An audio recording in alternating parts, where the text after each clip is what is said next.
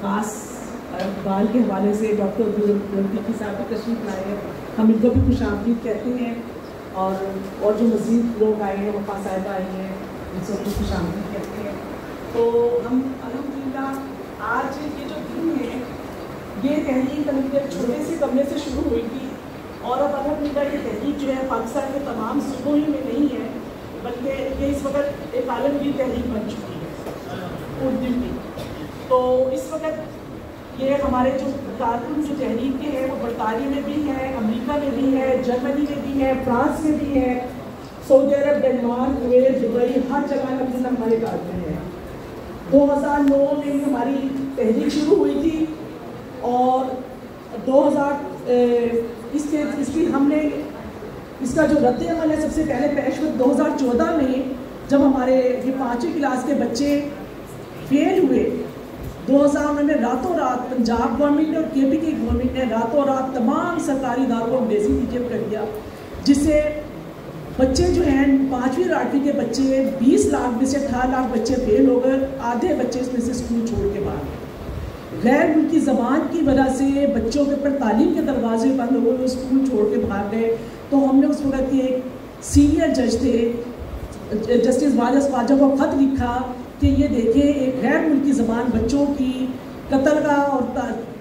بچوں کی جان کے قتل کا سبب بن رہی ہے، بچوں کو تعلیم سے بغاوت کر رہی ہے۔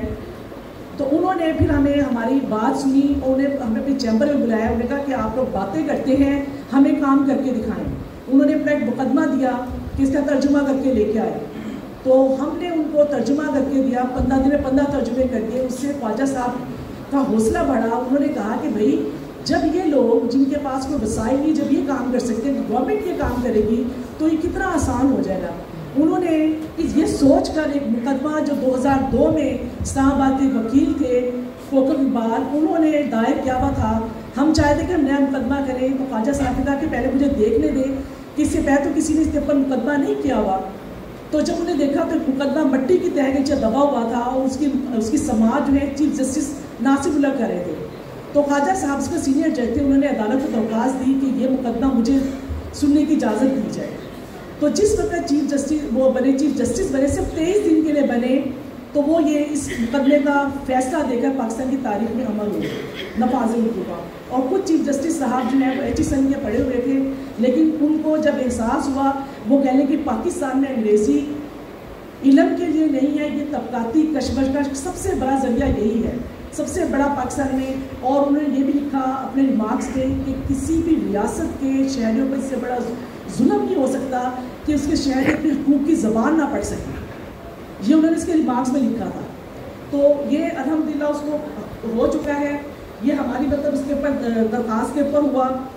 پھر ہم نے اس کے بعد متعدد ہم نے کانفرنسز کی، لاہور میں، اسلام آباد میں، راولپنڈی میں۔ اسلام آباد میں ہماری کانفرنس اتنی کامیاب رہی، ڈاکٹر عبدالقدیر خان سے چیف گیسٹ تھے، تو انہوں نے